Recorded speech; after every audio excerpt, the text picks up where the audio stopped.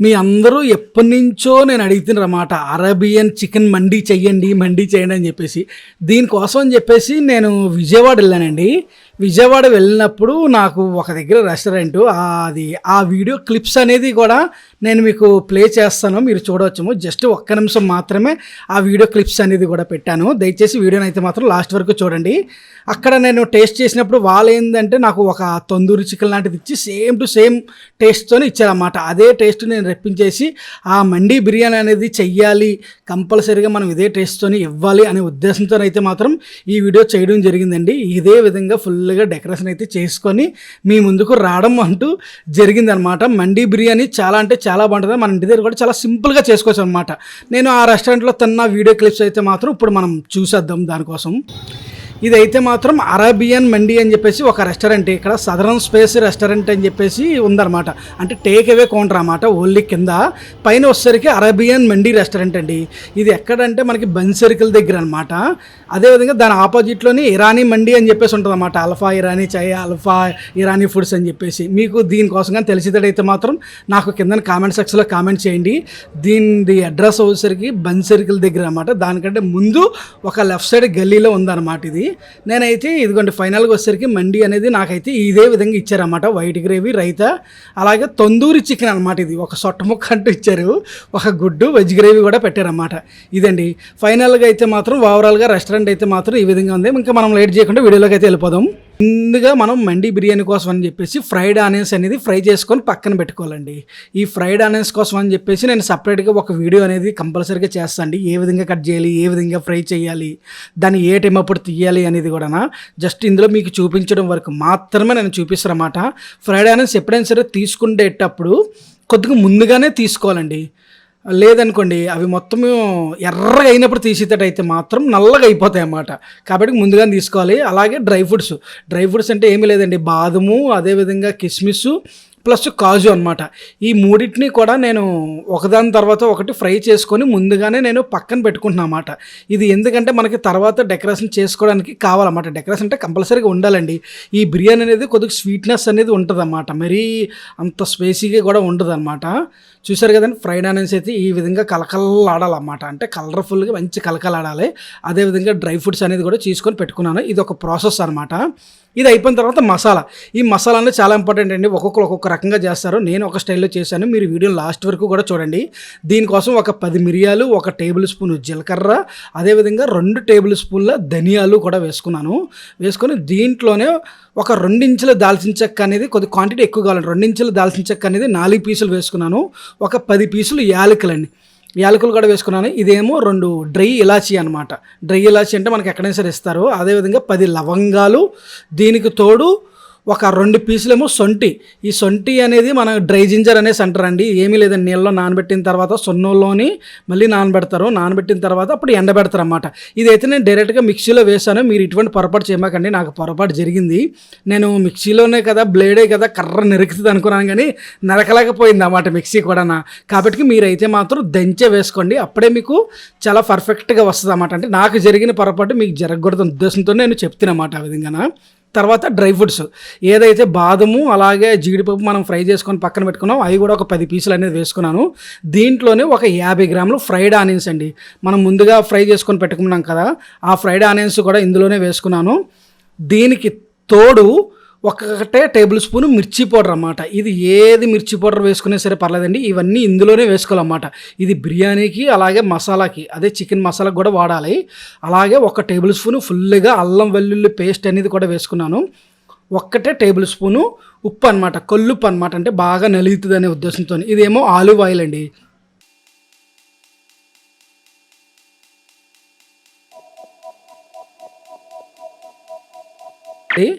ఇది మాత్రం అందరూ గుర్తుంచుకోవాలి. వేరేది ఇంకా ఎటువంటి ఆయిల్ వాడినా సరే దీని టేస్ట్ అనేది రాదు. అదేవిధంగా నేను ఈ పెరుగు అనేది దగ్గర ఒక 30 గ్రాముల పెరుగు అనేది తీసుకున్నాండి నేను ఒక చిన్న కప్పుతోని. దీంతో పాటే మళ్ళీ మనకి మిక్సీ బాగా నలగాలి కనుక మళ్ళీ అదే కప్పుతోని నేను నీళ్ళు అనేది కూడా పోసుకున్నమాట. నీళ్ళు అనేది కూడా పోసుకొని దీన్ని మనం ఏం చేయాలంటే మెత్తగా పేస్ట్ లెక్క చేసేసుకోవాలండి. మెత్తగా ఉండాలన్నమాట పేస్ట్ అనేది, ఆ విధంగా చేసేసుకోవాలి. చూసారు కదండి, నేనైతే ఫైనల్గా వచ్చేసరికి పేస్ట్ అనేది చేసేసుకున్నాను. ఇదొక ప్రాసెస్ అనమాట. అంటే ఈ విధంగా మనం మసాలా అనేది కూడా రెడీ చేసుకొని దీన్ని కూడా పక్కన పెట్టేసుకోవాలండి. ఇది సెకండ్ ప్రాసెస్ అనేది కూడా అయిపోయింది. నెక్స్ట్ మూడో ప్రాసెస్, మనం చికెన్ని కలుపుకోవాలి. చికెన్ని కలుపుకోవడం కోసం అని చెప్పేసి మళ్ళీ సేమ్ లవంగాల నూనె అనేది ఏదైతే ఉందో అది కూడా ఒక 3 టేబుల్ స్పూన్ల మాదిరి అనేది వేసుకున్నాను. వేసుకున్న తర్వాత దీంట్లోనే మనము ముందుగా ఏదైతే మిక్సీ పెట్టి మసాలా అనేది రెడీ చేసుకొని పెట్టుకున్నామో ఆ మసాలా ఏదైతే ఉందో మసాలాలో కరెక్ట్గా సగం అనమాట. ఈ సగం కూడా ఇందులోనే వేసుకోవాలన్నమాట.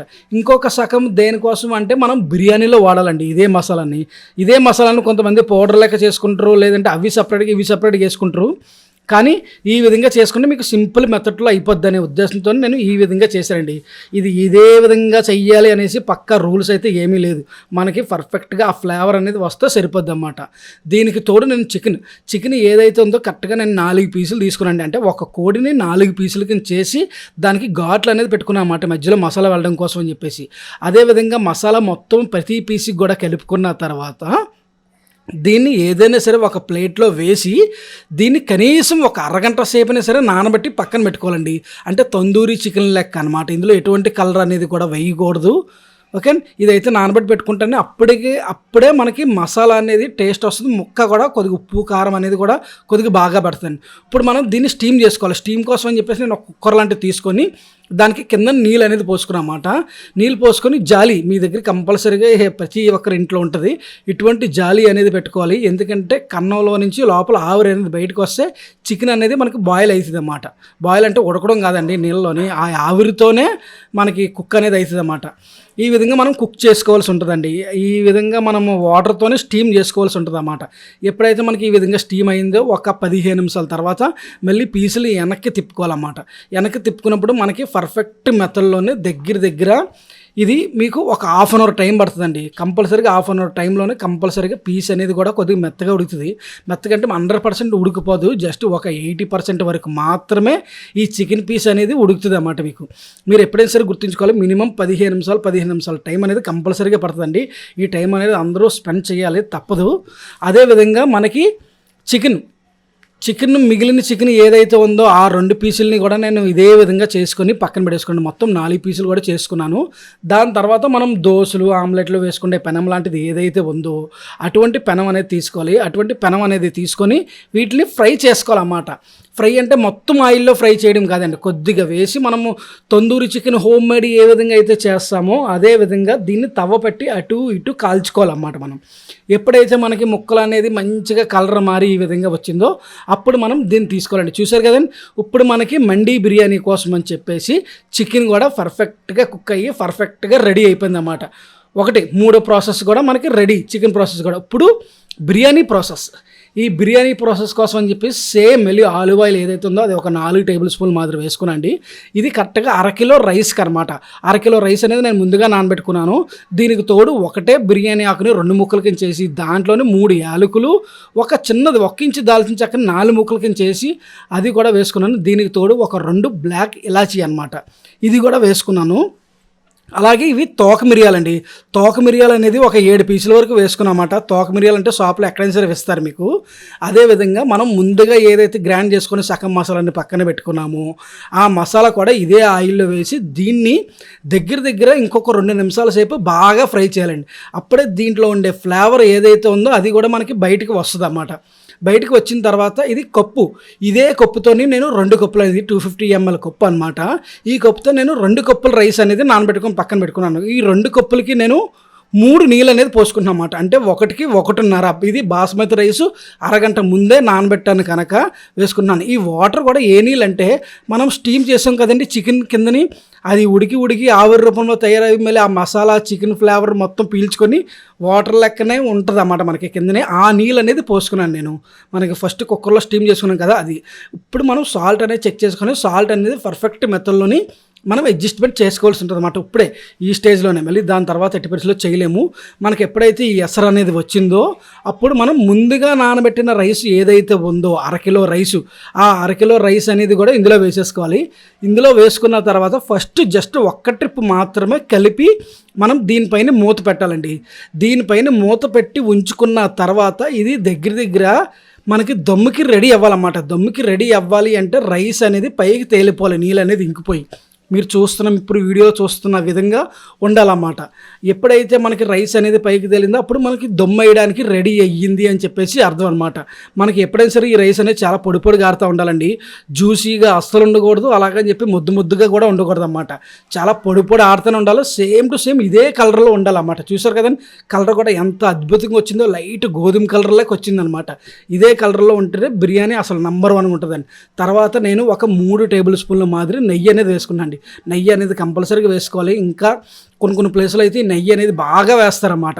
తర్వాత కొన్ని డ్రై ఫ్రూట్స్, అదేనండి కాజు, కిస్మిస్, బాదం, ఇవి కొద్దిగా మాత్రమే, అంటే బిర్యానీ మసాలాతో పాటు కొద్దిగా మనకి అందులోనే బిర్యానీలోనే కనిపించాలి కనుక ఇవి మనం కొద్దిగా వేసుకోవాలన్నమాట. కొద్దిగా వేసుకొని రైస్ మొత్తం సమానంగా చేసుకున్న తర్వాత దీన్ని మనం దమ్ అనేది వేసుకోవాలండి. ఈ దమ్ము కోసం అని చెప్పేసి చాలా చిన్న మంట అనేది పెట్టుకోవాలి. మంట పెట్టుకుంటే కరెక్ట్గా 4 నిమిషాల్లో నాకు బిర్యానీ అనేది రెడీ. 4 నిమిషాల్లో బిర్యానీ అయిపోయిన తర్వాత మళ్ళీ ఒక 10 నిమిషాల సేపు పక్కన పెడితే పర్ఫెక్ట్గా మనకి బిర్యానీ అనేది కూడా రెడీ అయిపోయింది అన్నమాట. మండి బిర్యానీ. ఇవి జంబో ప్లేట్లు, ఆల్రెడీ మీకు వీడియో స్టార్టింగ్లో కూడా చెప్పాను, మళ్ళీ ఇప్పుడు కూడా చెప్తున్నానండి.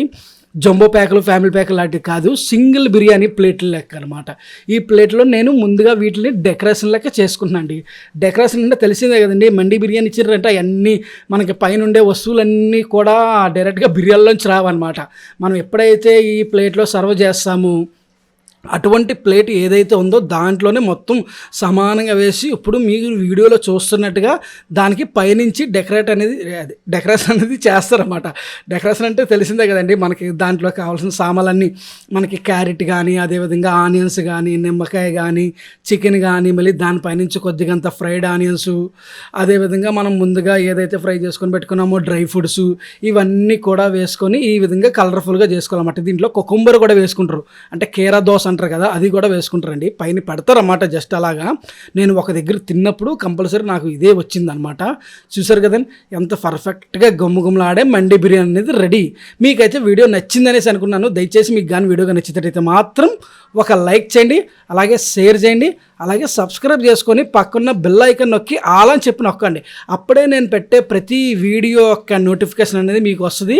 ప్రతి వీడియోని కూడా మీరు తొందరగా చూడవచ్చు. ఇటువంటి మరిన్ని వీడియోస్ కలుస్తున్నంతవరకు బాయ్.